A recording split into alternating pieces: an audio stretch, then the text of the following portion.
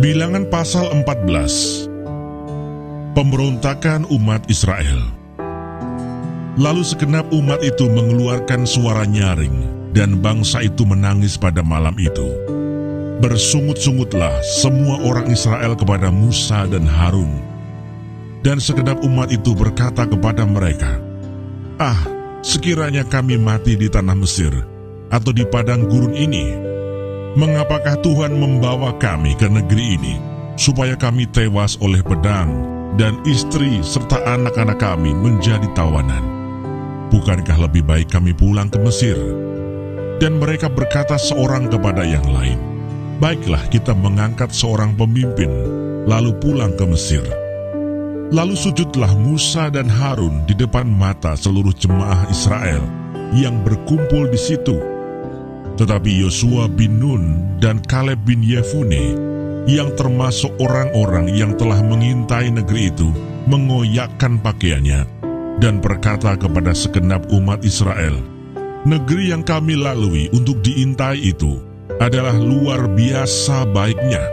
Jika Tuhan berkenan kepada kita, maka Ia akan membawa kita masuk ke negeri itu dan akan memberikannya kepada kita. Suatu negeri yang berlimpah-limpah susu dan madunya. Hanya janganlah memberontak kepada Tuhan, dan janganlah takut kepada bangsa negeri itu. Sebab mereka akan kita telan habis. Yang melindungi mereka sudah meninggalkan mereka. Sedang Tuhan menyertai kita. Janganlah takut kepada mereka." Lalu segenap umat itu mengancam hendak melontari kedua orang itu dengan batu. Tetapi tampaklah kemuliaan Tuhan di kemah pertemuan kepada semua orang Israel. Tuhan berfirman kepada Musa, "Berapa lama lagi bangsa ini menista aku? Dan berapa lama lagi mereka tidak mau percaya kepadaku, sekalipun sudah ada segala tanda mujizat yang kulakukan di tengah-tengah mereka? Aku akan memukul mereka dengan penyakit sampar dan melenyapkan mereka. Tetapi engkau akan kubuat menjadi bangsa yang lebih besar dan lebih kuat daripada mereka." Lalu berkatalah Musa kepada Tuhan, "Jikalau hal itu kedengaran kepada orang Mesir, padahal engkau telah menuntun bangsa ini dengan kekuatanmu dari tengah-tengah mereka, mereka akan bercerita kepada penduduk negeri ini yang telah mendengar bahwa engkau, Tuhan, ada di tengah-tengah bangsa ini, dan bahwa engkau, Tuhan, menampakkan dirimu kepada mereka dengan berhadapan muka, waktu awanmu berdiri di atas mereka, dan waktu engkau berjalan mendahului mereka di dalam tiang awan pada waktu siang, dan di dalam tiang api pada waktu malam. Jadi jikalau engkau membunuh bangsa ini sampai habis, maka bangsa-bangsa yang mendengar kabar tentang engkau itu nanti berkata, 'Oleh karena Tuhan tidak berkuasa membawa bangsa ini masuk ke negeri yang dijanjikannya dengan bersumpah kepada mereka, maka Ia menyembelih mereka di padang gurun.' Jadi sekarang biarlah kiranya kekuatan Tuhan itu nyata kebesarannya, seperti yang kau firmankan. Tuhan itu berpanjangan, sabar, dan kasih setianya berlimpah-limpah. Ia mengampuni kesalahan dan pelanggaran, tetapi sekali-kali tidak membebaskan orang yang bersalah dari hukuman.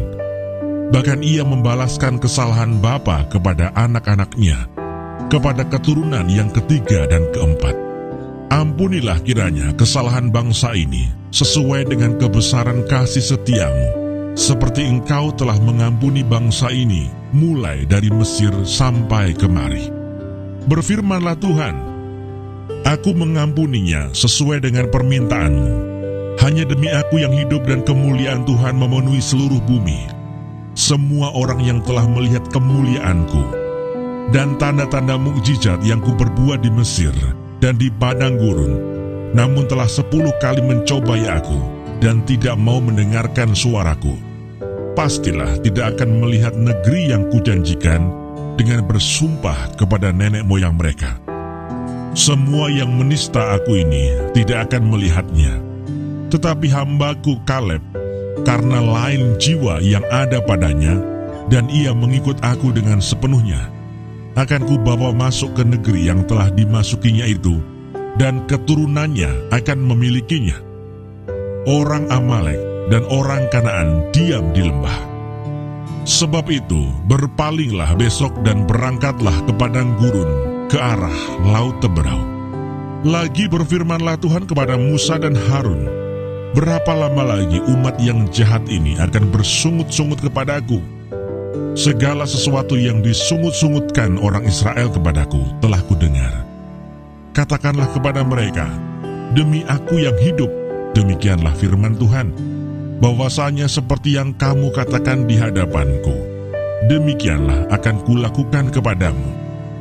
Di padang gurun ini, bangkai-bangkaimu akan berhantaran, yakni semua orang di antara kamu yang dicatat, semua tanpa terkecuali yang berumur 20 tahun ke atas, karena kamu telah bersungut-sungut kepadaku, bahwasanya kamu ini tidak akan masuk ke negeri yang dengan mengangkat sumpah telah kujanjikan akan kuberi kamu diami, kecuali Kaleb bin Yefune dan Yosua bin Nun.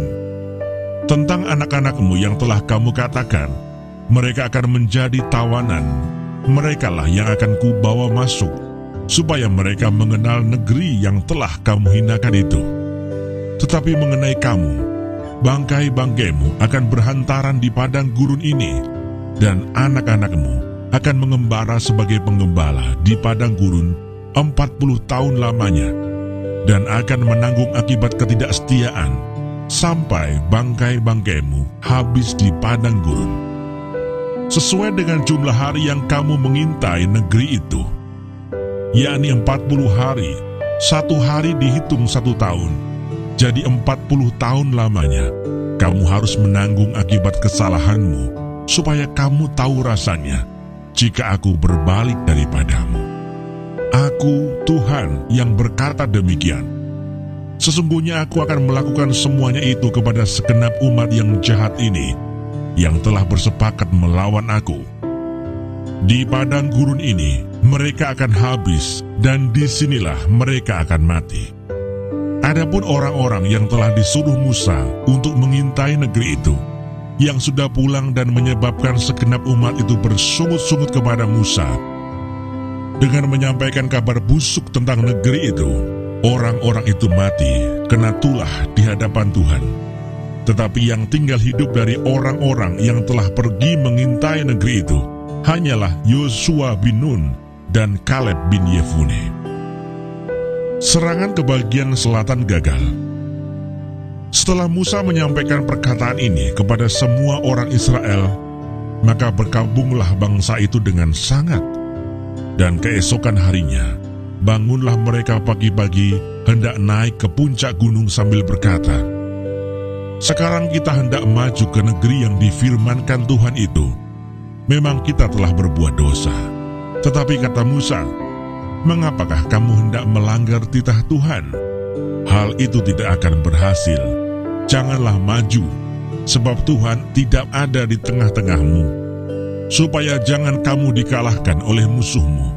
Sebab orang Amalek dan orang Kanaan ada di sana di depanmu, dan kamu akan tewas oleh pedang. Dari sebab kamu berbalik membelakangi Tuhan, maka Tuhan tidak akan menyertai kamu. Meskipun demikian, mereka nekat naik ke puncak gunung itu. Tetapi tabut perjanjian Tuhan dan Musa juga tidaklah meninggalkan tempat perkemahan. Lalu turunlah orang Amalek dan orang Kanaan yang mendiami pegunungan itu dan menyerang mereka. Kemudian orang-orang itu mencerai-beraikan mereka sampai ke Horma.